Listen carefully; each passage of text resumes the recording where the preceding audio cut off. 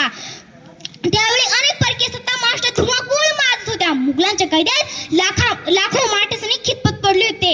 स्त्रियांची आबरू लुटली जात होती. अनेक बायकांच्या कुंकवाचा धनी मारला जात होता. शेतकऱ्यांचा कोणी कैवारी नव्हता. अशा या परिस्थितीत महाराष्ट्राच्या भूमीला हवा होता एक झंकार, धगमगता पेटता अंगार.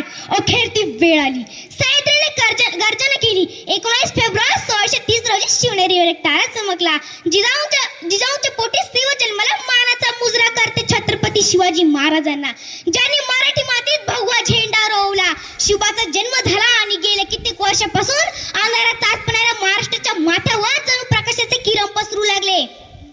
वयाच्या 16 वर्षापासून शिवरायांनी स्वराज्याची सूत्रे आपल्या हातात घेतली आणि स्वराज्याची धडधड सुरू झाली. अत्यंत कमी वयात शिवरायांनी हे शासनच केले व ते पूर्णत्वासही नेले.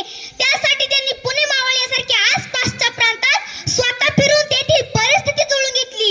सर्वसामान्य लोकांच्या समस्या समजावून घेतल्या. या त्यांच्या कार्यात त्यांना अनेक सहकारी साथ लाभली.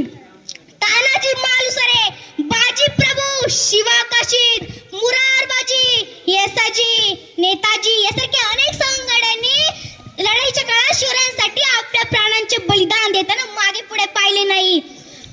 शिवरायांपूर्वी अनेक राजे होऊन गेले. शिवरायांनंतर अनेक राजे उद्यात झाले, पण सर्वात आदर्श राज्य ओळखतात ते फक्त शिवाजी महाराज.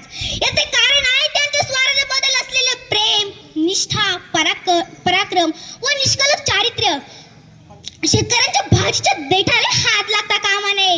ऊन, वारा, पाऊस जगणारे ते मावळे होते. नगवणारा तो महाराष्ट्र होता. स्वतःच्या कुटुंब